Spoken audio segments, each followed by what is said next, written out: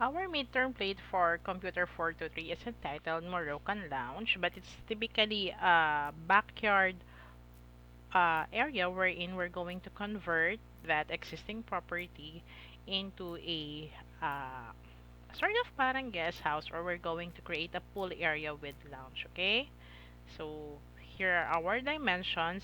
The property is actually a portion of an existing residential property which will be converted into this Moroccan lounge. Okay, so basically meron siyang pool area. And of course, some lounging areas. We have here a bar. We have here some sitting area. We have the pavement.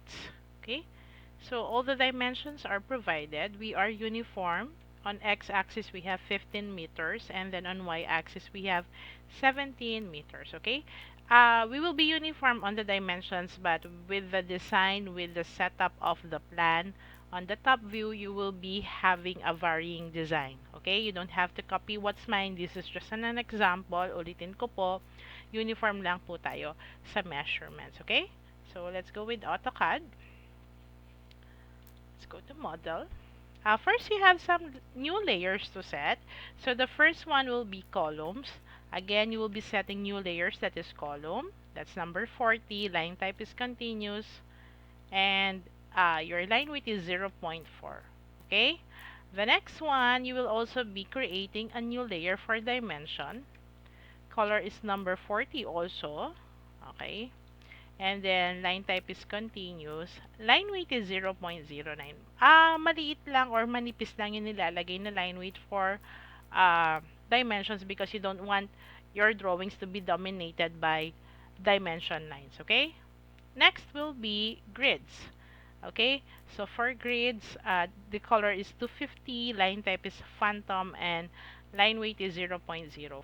Grids are just references, so they should just be in the thinnest line width, okay? And then after that, you will also be setting layers for walls. Okay, so the layer name is walls, layer color is 30, layer line type is continuous, and line weight is 0.5.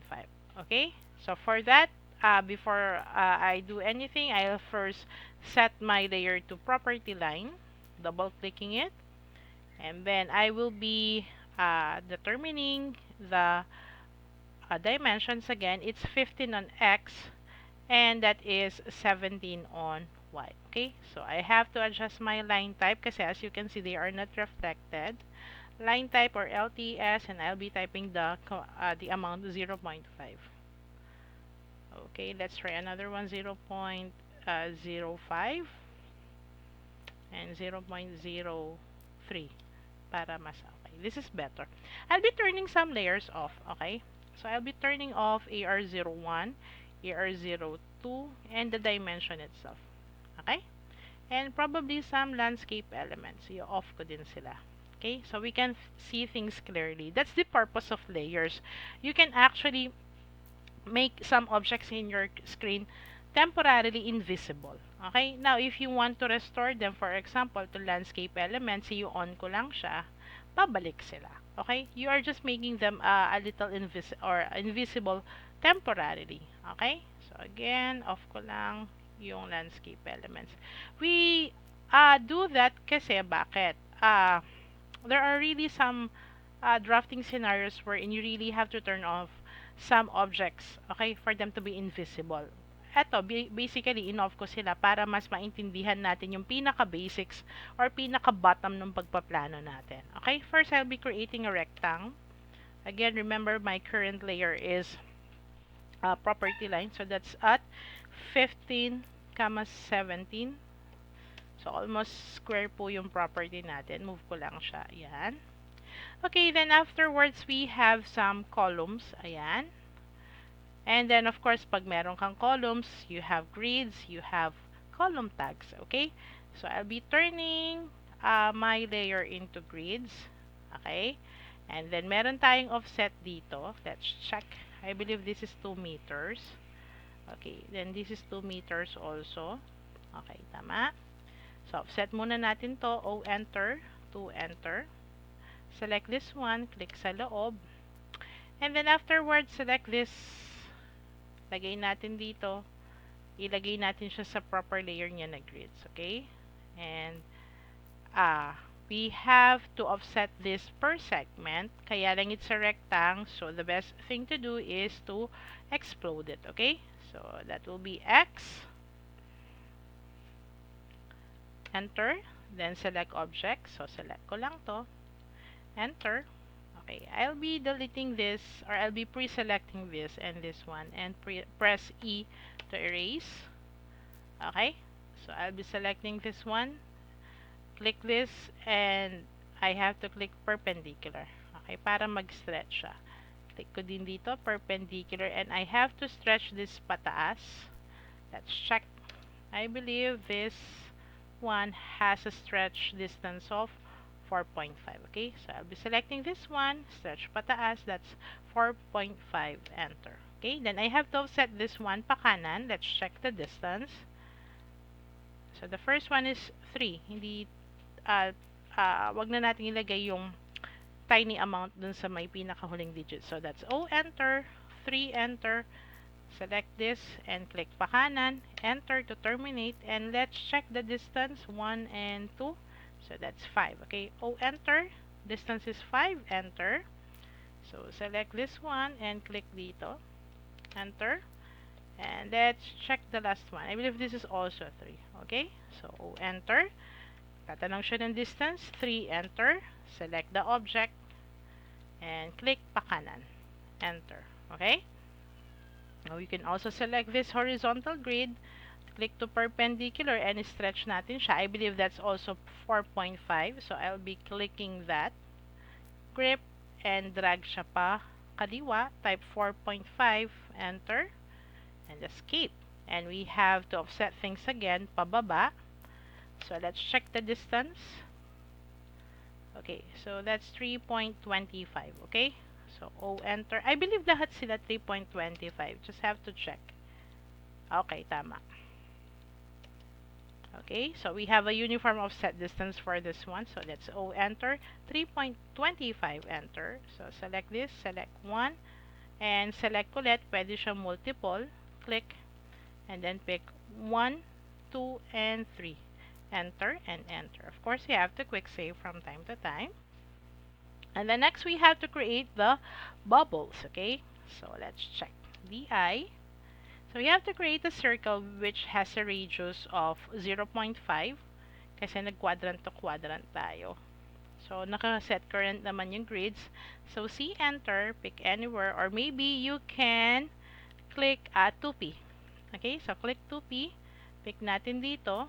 Okay, that's one. And angat natin siya pataas. So this time, hindi siya nagtatanong ng radius, nagtatanong siya ng diameter. And based from our measurement earlier, we were able to identify the distance of 1. So enter. Okay, and then afterwards, we need to copy text. Okay, so hanap tayo ng text dun sa mga previous exercise ninyo. Or maybe you can just select anything. Okay, for example, ito. Select akong isa. Or no, not that one. So I'll be selecting this and Control C to copy. Paste ko na lang dito. You don't have to type D text again and again. Okay? So Control V. Yan. Lagay ko dyan. And then QP lang ako. Okay? So QP, select object, enter. Okay, so this one has a height of 0.4. Let's make it 0.5, okay? And then, naka-middle center siya. Kung hindi, yung na-copy niyo, say for example, hindi siya naka-middle center, ilagay niyo sa middle center, okay? So, bakit? Kasi ganito yan. When you select it, pag hindi siya middle center, wala siyang grip dito. Kasi this grip will guide you dun sa center ng circle. Okay, so click that. And double-click this one. And type letter A. Make sure naka-uppercase kayo. Okay? So, click, enter to terminate, and CO, enter. You pick from here, down there, enter. Click dito sa endpoint, and then, that's 1, 2, 3. So, you double-click this text to edit. This is B, enter. Click this, C, enter. Click this, and D, enter. Then I'm going to copy again CO. You pick from here And down there, click enter. You click sa quadrant dito naman, and you click this 1, 2, 3, 4, and 5. Okay, so this is double click. That's 1, 2, 3, 4, and lastly 5. Enter and enter, and of course you have to quick save. Okay, next we have on every intersection meron tayong mga columns. Okay, so we have to set the layer column current. Yung column ko dito, I believe it's 0.4, tama, ayun, by 0.2. Okay, so you can use your own column size, wala namang problema. So that's REC enters. So that's at 0.4, 0.2, enter. So ayan siya, and it's currently shaded by hatch. So I have to set my current layer to hatch.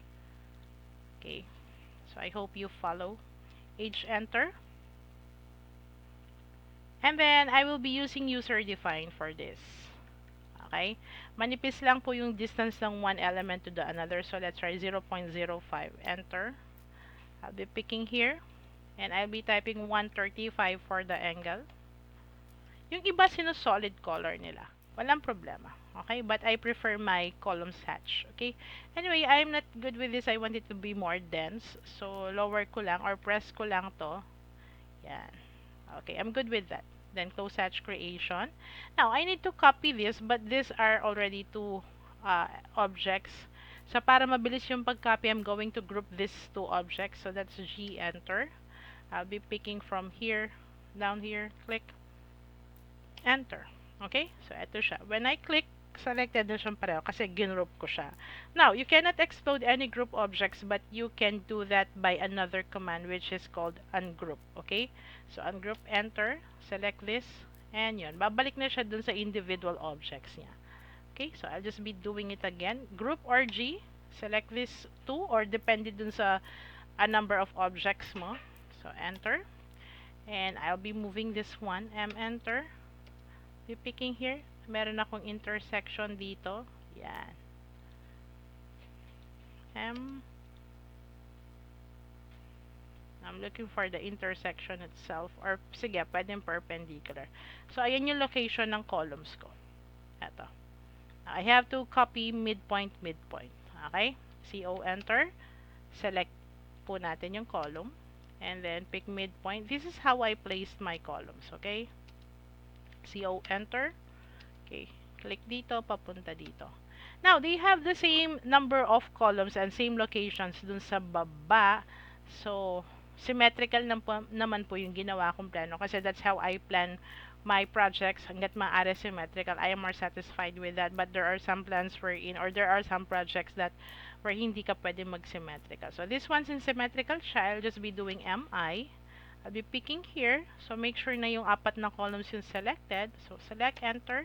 And I have my midpoint somewhere here. So I'll be picking that as my first point of mirror line as prompted on the command line. So that's 1 and 2. Enter. Okay, after that, okay na yung columns natin dito. And then, next will be, oh sorry, we have to offset the walls muna. So I can make adjustment pala doon sa ano ko. Okay, so no problem, just set current yung walls. I overlook that, my apologies. So, I'll be picking, ito yung walls ko, yan, as you can see.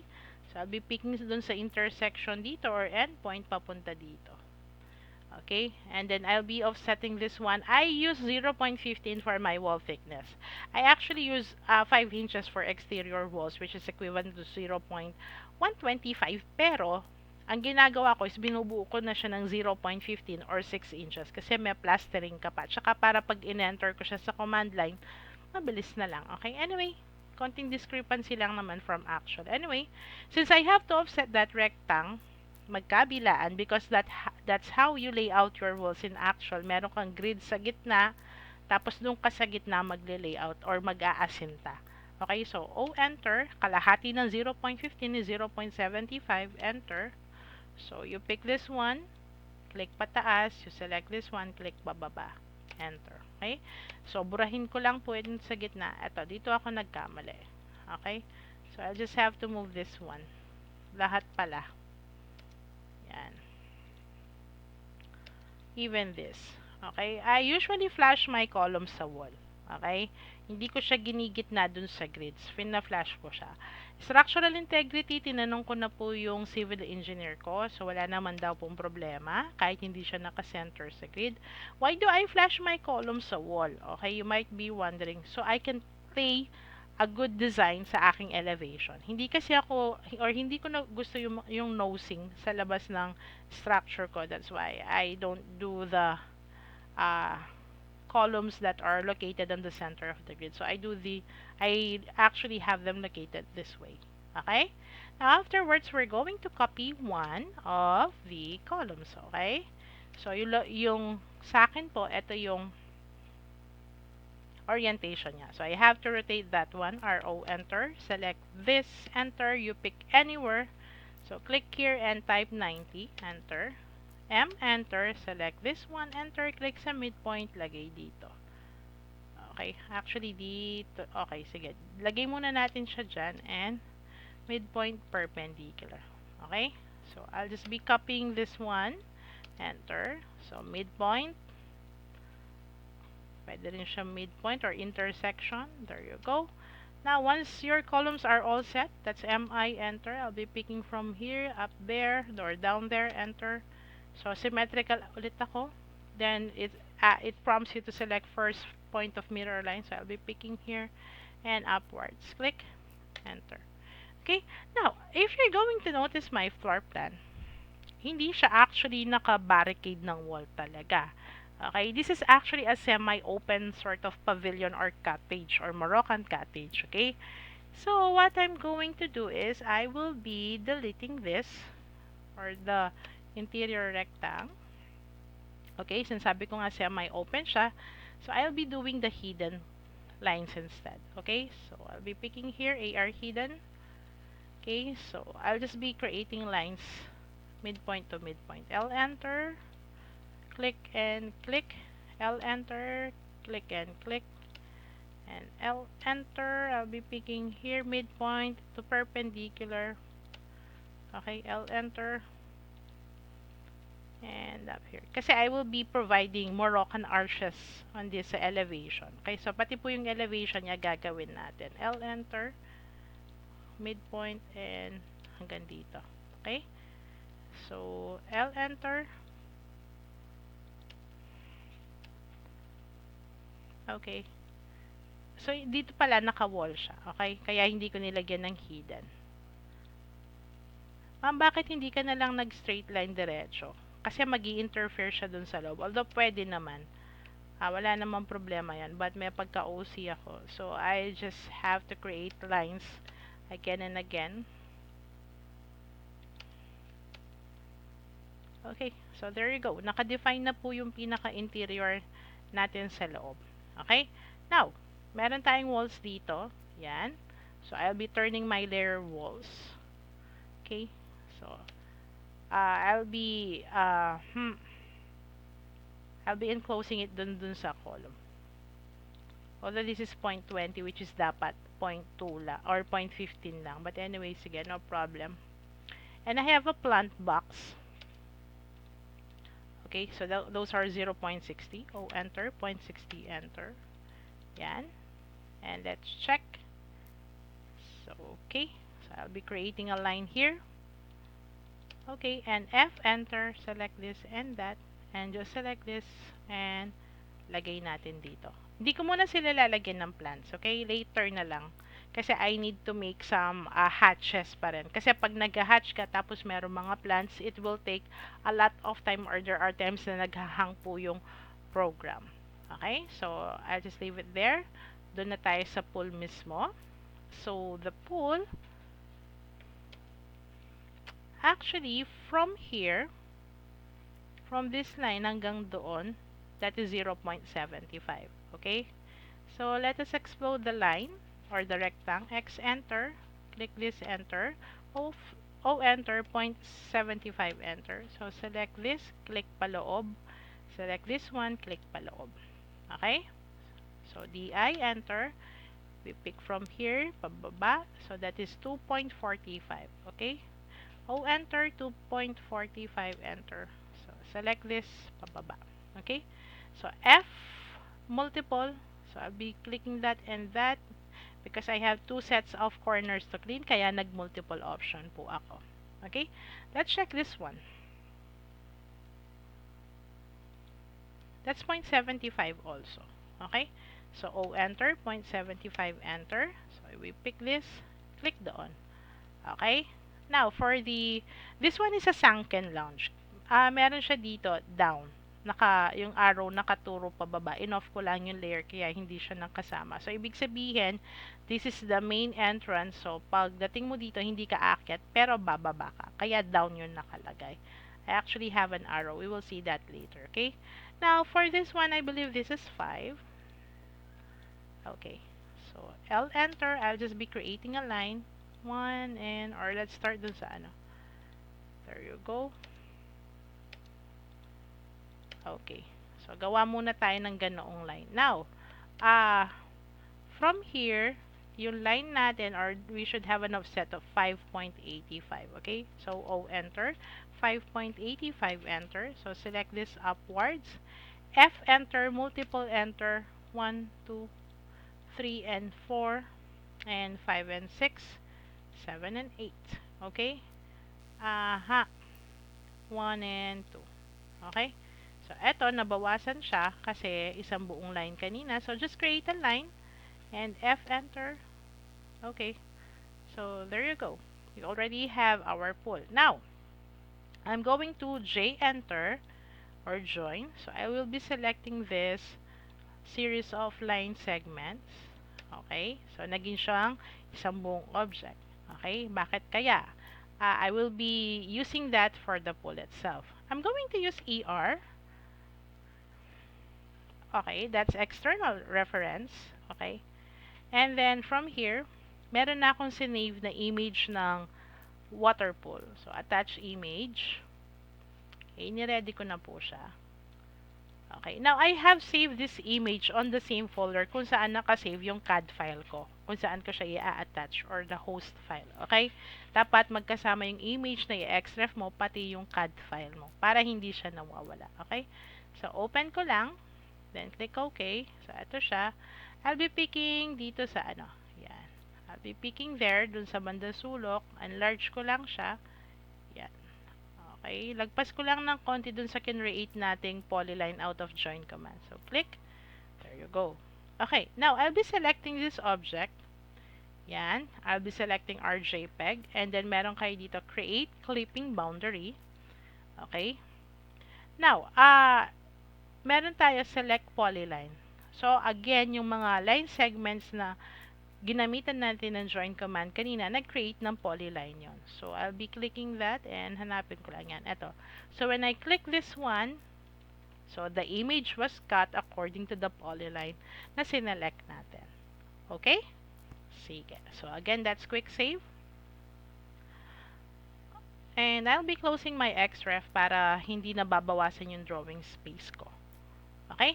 Now, I have these objects here. Let's check the distance or the DI. They are 1.5 by 1. Okay? So, that's AR03. REC enter. Okay, I'll be picking here at 1, 1.3 enter. Okay, so I just have to double check. I'm not so sure. 1.5 pala, sorry. Okay, so we just have to select this one and stretch that one by 0.2 kasi 1.3 lang yung na-define ko earlier. Okay, now if you want to trim this one, say for example, yan, sabi ko nga may pagka-OC ako, so I have to explode it, X enter, select this, shorten it, para hindi nag-overlap, pero kahit hindi na, pwede naman. And next is I have this sort of parang not a mini bar, pero I have to offset this one at 0.4 and this one at 0.7. Okay? So, have to create another polyline or L na lang. Hindi ko na po kasi gustong i-offset yung polyline kasi ginamit ko siya for the pull. Okay? So, enter. O, enter, 0.7, enter. So, I'll be picking here. O, enter, 0.4, enter. So, I'll be clicking here and up there. Okay? So, stretch ko na lang to pababa. Okay? And of course, I have to mirror this one. MI, enter. Select this. Enter and pick here and click dito. Okay? So, that's Control S. For the bar itself, meron na ako naka-ready. Ito sila. I can share you the CAD file of this. Okay. There you go. Ito siya. Naka-off yung ano niya. Yung pabilog niya. Anyway, I'll just be undoing that. I'll be copying them later kasi meron siyang part nung circular na upuan na merong AR01 but remember, naka-hide sila or naka-invisible. Dito na lang tayo sa lounge area. So, I'll just be moving this one. Yan. And I'll be turning my ortho off. Ito. Okay. There you go. So, I'll be moving this one. Ginroup ko po pala to. And again, I'll be sharing you a file of this. Instead na mag-download kayo na baka may virus pa. So, I'll be moving things. Enter. So, there you go. I'll be picking here, perpendicular. Enter. Pasensya na, may pagka-OC ako. Gusto ko naka-attach talaga sila. Yan. Okay? Now, this lounge area is also a text. Burahin ko na lang. Sige. Just select this. Control C. And Control V. Okay? Now, I'll be selecting this one. Yan. And I'll be typing M2P. So, gitna ko siya. 1 and 2. And it's quite big. So, i-QP natin. Select this. Enter. So, it's 0.5. 0.25 will do. Okay? So, I'll be double-clicking it and just type lounge. O sunken lounge.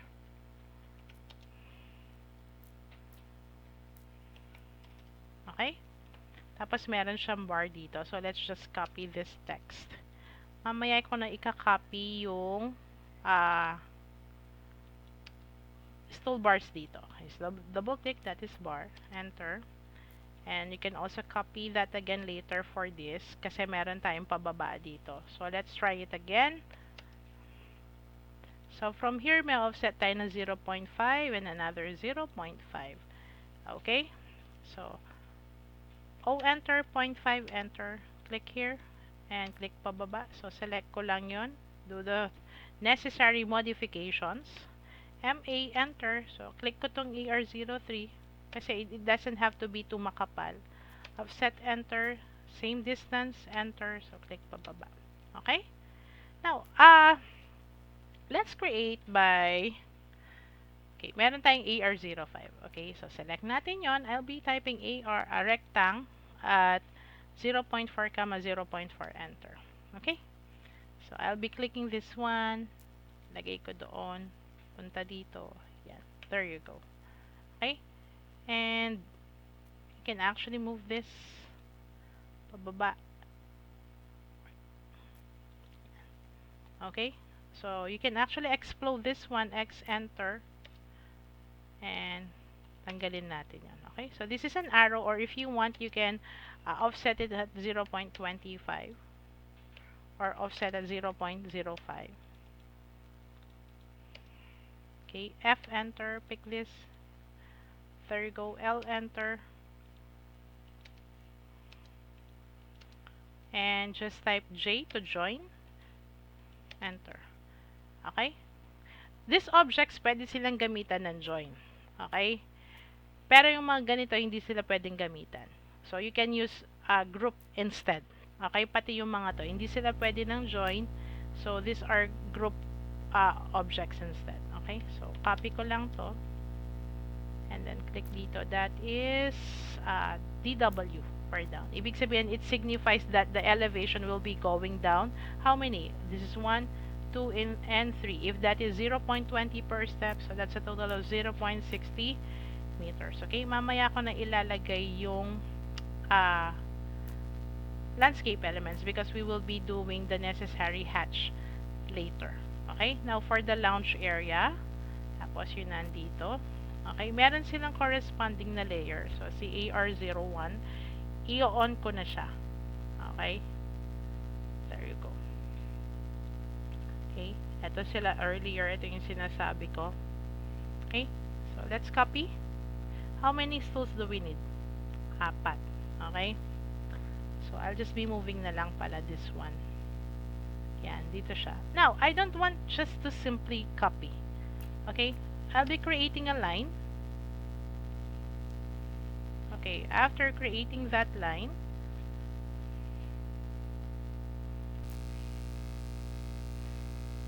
so I have this object. Now, I need 4 uh, stools with this. But I just don't want to just assume with the measurement or the distance from one another. Okay, so I have created the line.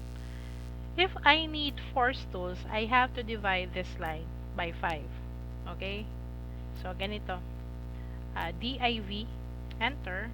I'll be selecting this object, and then the command line prompts enter the number of segments. I need 5. Enter. Okay, so what happens? Nothing. Okay, so maybe you're thinking nothing. Okay, pero when I select this one, as you can see, meron mga maliliit na objects. Actually, the line was actually divided into 5 by point objects. Ayan yung nakikita ninyo. Okay, but you cannot see it properly. So what we're going to do is command for OS. I'll just be checking if node is active. So kung naka-off siya sa inyo, paki-on. So naka-on siya, click OK. And then type natin, copy, select this, enter. I'll be picking the quadrant for this. Okay, quadrant, and then ito yung node na sinasabi ko. Okay, so this is 1, this is 2, 3, and 4. Enter. Okay, so burahin ko to. Tapos meron ka pa mga nodes dyan. So I'll be picking from here. Ayan. Yun na select dun sa quadrant ng circle. There you go. Okay, so click that. Press enter to delete. Kasi minsan they just get bigger. That's why kung hindi mo na sila gagamitin, better delete them. Okay? Now, for this one, if you're going to check, it's actually on an engineered bamboo, yung flooring niya. Okay? So let's check the distance. That's 0.125. So that's equivalent to 5 inches. Okay? So I'll be picking here AR01, and then H enter. Or sorry, that's hatch pala. I have to escape, select the proper layer, which is hatch. Or pwede na siyang AR01, pero since hatch object siya, we pick hatch layer. Okay? So I'll just be using user define. Angle is 0. Okay? Distance is 0.125. Enter. And pick natin dito and dito. Okay? So medyo nagkaka-problem tayo on this part. Escape ko lang. E-enter. Or try natin siyang i-trim. TR, enter, enter, click. Ayaw din niya. So E-enter, burahin muna natin. Okay. Baba ko muna tong label natin na text. Okay?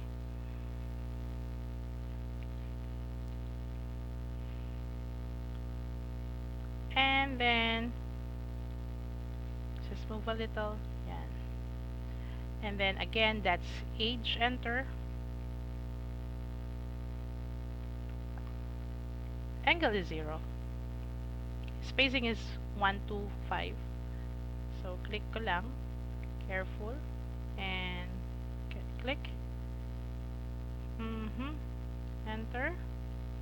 So nagkakaroon tayo ng problem. Escape natin. So again, age, enter. Let's see. Pick points. Click pick points. Click natin dito. Click natin dito. I see. Enter. Okay. We're having hard time with this one. So erase ko muna siya. Let's go back with that later. So, dito muna tayo sa may lounge, okay? So, I have a lounge area here. So, let's see the distance from one to another. So, that's 1, okay? So, ito yon. I'm going to move this one. Yan. Here on midpoint. Okay? Click ko yan and then copy. Make sure ortho is on. So, select this one, enter. So, I'll be moving here. That's 1. And another 1, 2, enter. 1, enter. 2, enter. And enter. Okay? So, try nating mag-hatch dito. But before that, I have another pool deck dito. I believe this is 0.6. Okay? So, gawin muna natin yan. Or I believe this is 0.6 ba? Anyway.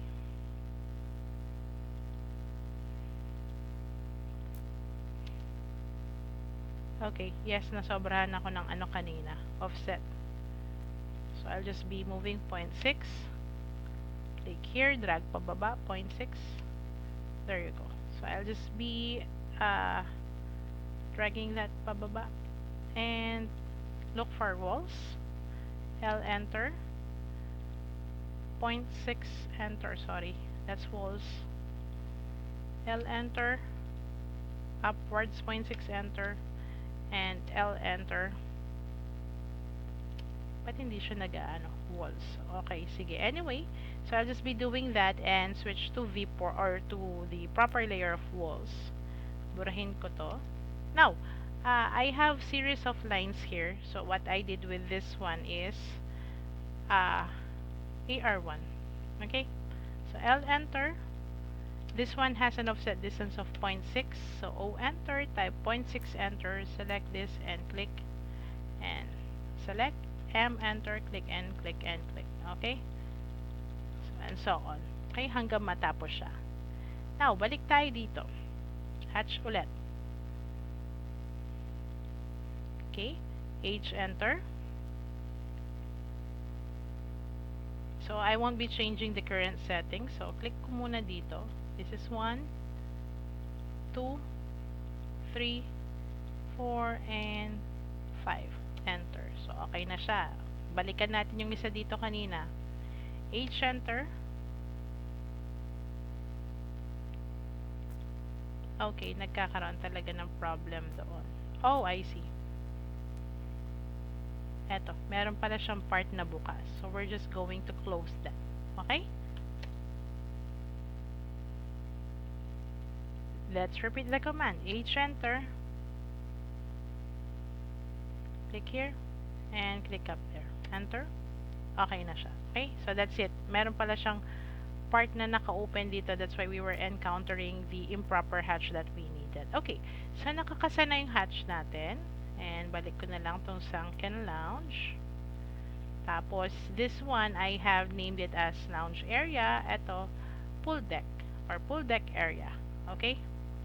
Now, meron palang part dito na hindi natin nalagyan or na doble. MI, enter. Select this. This, enter.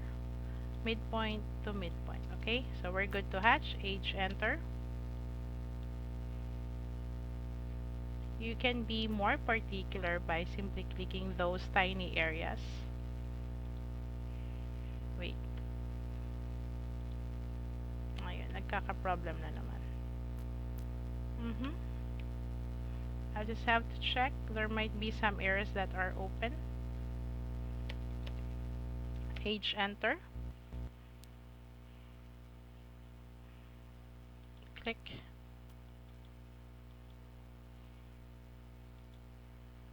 Okay, so iwan ko muna. I'll be going back with that later. Now I have some trees here. I-on ko lang yung landscape elements. Yan. Okay? So I have this. Bibigyan ko rin kayo ng copy neto. Okay? So there you go. So as you can see, nilagay ko na yung hatch bago ako naglagay ng mga landscape elements. Okay? So this, copy ko lang to dito. And let's check the distance.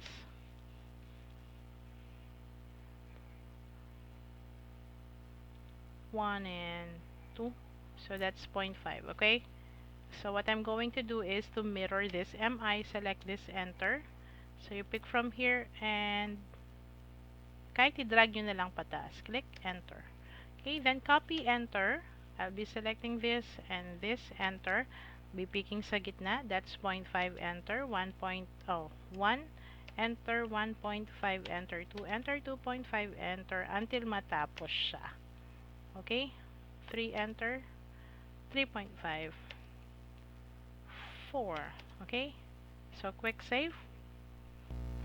Almost done. Yung dito ko nilagyan ko ng lines yan by offset multiple. So, hindi ko na elaborate one at a time because I know you can do that easily.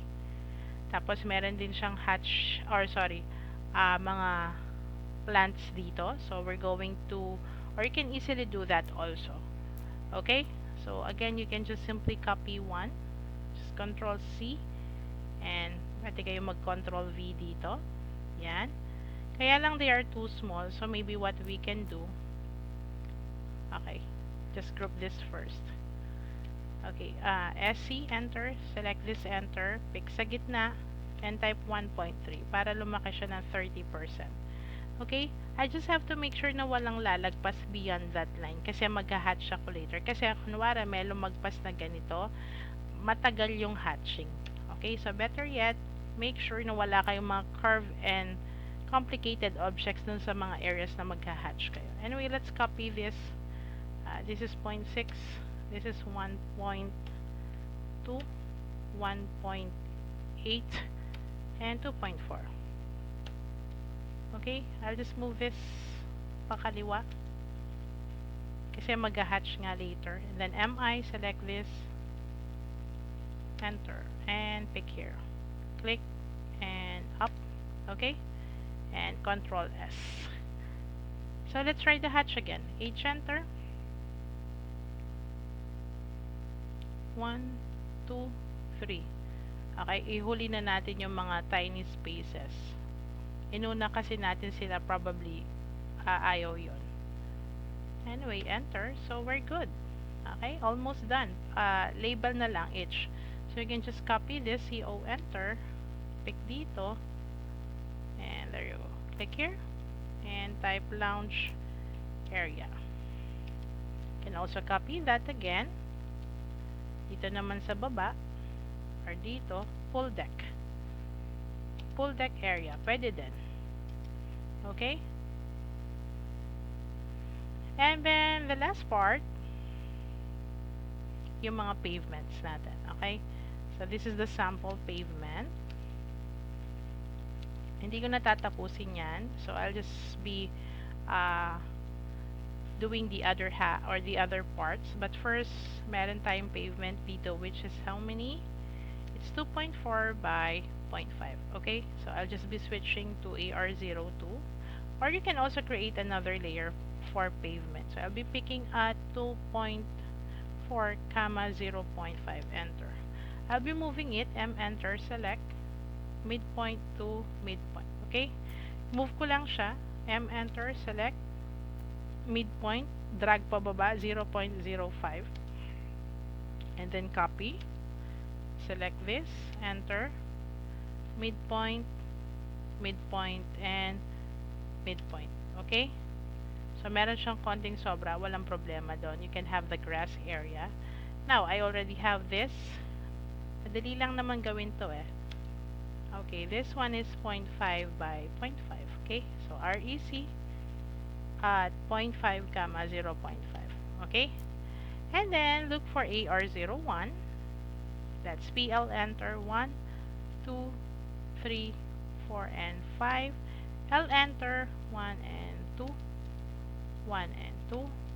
1 and 2. Okay, once you're good, just type G, enter, and click.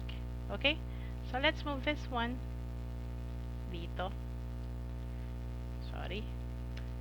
That's endpoint to endpoint. Okay, let's move it also. Click and pick pa kaliwa, that's 0.05, enter. Okay, let's copy. 1 and 2. Okay, So let's mirror things. MI, pick upwards, okay? Mm-hmm. So let us do AR. Select this one, enter. Rectangular, okay? So just press enter. So select this. Lagyan natin siya ng distance na we just need 0.55 kasi 5.5 yung dimension ng object tapos 0.05 yung distance from one to the next. Okay, there you go. Okay? So meron akong tatlo dito kanina, dalawa, yan. Okay, so what you can do with this is just simply select and there you go. Okay? This part pwede nyo lagyan ng halaman. Okay? Now you can copy. Move ko dito, papunta dito.